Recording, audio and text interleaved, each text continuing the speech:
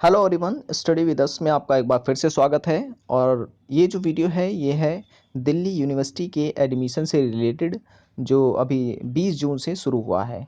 तो इस वीडियो में मैं आपको बताऊंगा कि पोस्ट ग्रेजुएशन के लिए क्या क्या अहम बातें जो हैं आपको ध्यान में रखनी हैं। तो इस तो सबसे पहले मैं इसकी इम्पॉर्टेंट डेट्स बता देता हूँ कि आप कब से अप्लाई कर सकते हैं, ठीक है, और कब से कब तक अप्लाई कर सकते हैं। तो चलिए डेट्स देखते हैं। सबसे पहले तो आप डेट्स देख सकते हैं कि अगर आप अप्लाई करना चाहते हैं पोस्ट ग्रेजुएशन के लिए, तो उसकी जो रजिस्ट्रेशन की डेट है वो है 20 जून, ठीक है। और उसकी जो क्लोजिंग डेट है 4 जुलाई के अंदर अंदर में आपको जो है रजिस्ट्रेशन करवाना होगा। और फीस पेमेंट के लिए भी कोई एक्स्ट्रा डेट नहीं दी गई है, 4 जुलाई के अंदर ही आपको फीस पेमेंट भी करनी होगी अपनी। और अभी तक जो है इसमें भी इंट्रेंस का कोई डेट नहीं बताया गया है, कब रिजल्ट आएगा ये सब कुछ भी नहीं बताया गया है, ठीक है। सो बस अभी रजिस्ट्रेशन शुरू हुए हैं और उसकी एंडिंग की डेट जो है वो बताई गई है। चलिए और इम्पोर्टेंट पॉइंट देख लेते हैं इसके, क्या कौन कौन से हैं इस बुलेटिन के। तो आप देख सकते हैं यहाँ पर जो है सेंटर्स के दिए गए हैं कि किन कौन कौन से स्टेट में कौन कौन से सेंटर बनाए जाएंगे एनटीए के द्वारा जो इंट्रेंस एग्ज़ाम लिया जाएगा, ठीक है। सो पोस्ट ग्रेजुएशन के लिए इन इन क्षेत्रों में जो है इंट्रेंस टेस्ट लिए जाएंगे। और उसके बाद मैं बता दूं कि जो एडमिशन का मोड है वो दो तरीके से एडमिशन होगा। एक तो होगा मेरिट बेस पर, यानी कि आपके ग्रेजुएशन में जो है जितने मार्क्स आए हैं उस आधार पर मेरिट बनाकर एडमिशन होगा। और उसके बाद 50% सीटें जो होंगी वो इंट्रेंस टेस्ट के बेस पर भरी जाएंगी।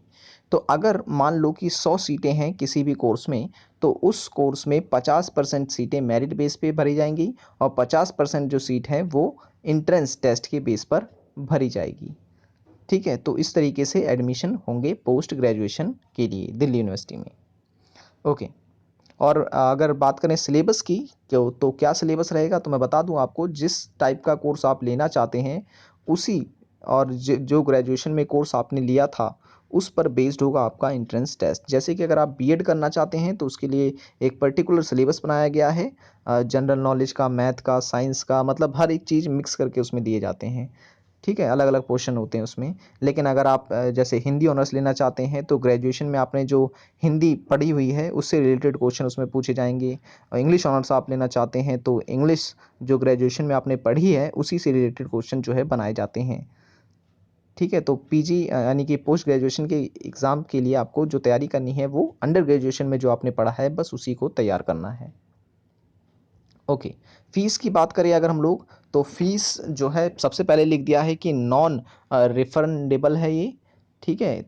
एक बार फीस अगर आपने डिपॉजिट कर दी तो आपको फीस नहीं मिलेगी, ठीक है। और उसके बाद सभी कोर्सेज़ के लिए अगर आप एससी एसटी या ईडब्ल्यूएस कैंडिडेट हैं तो आपको सिर्फ़ और सिर्फ 300 रुपये देनी है पर सब्जेक्ट, ठीक है, सभी कोर्स के लिए। बट PGDCL का कोर्स नहीं होना चाहिए वो, ठीक है। क्योंकि इस कोर्स के लिए जो फीस बताई गई है SC ST और EWS के लिए वो है 1500 रुपये।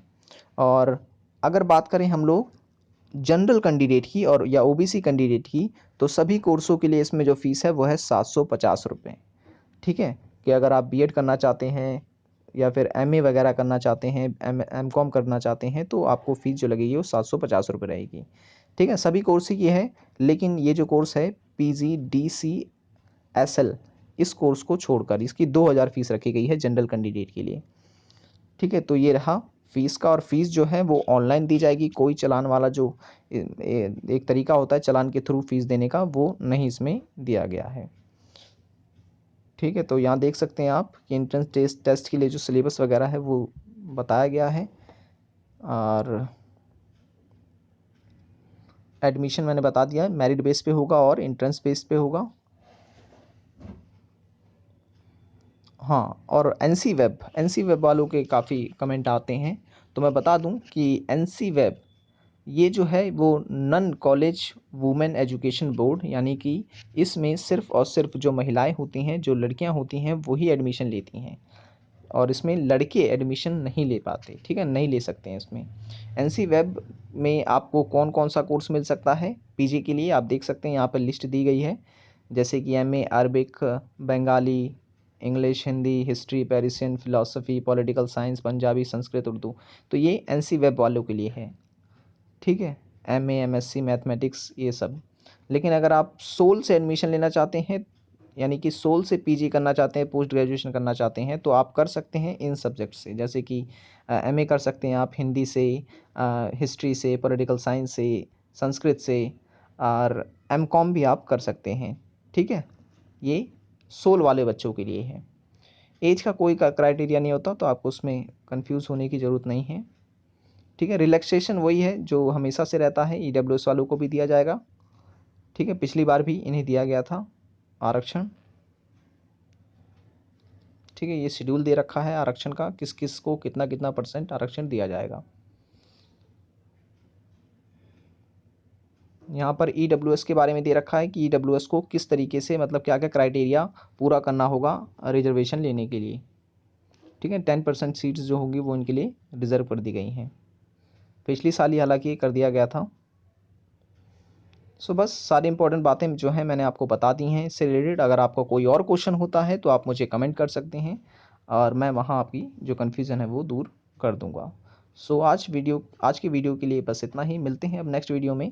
So thanks for watching this video.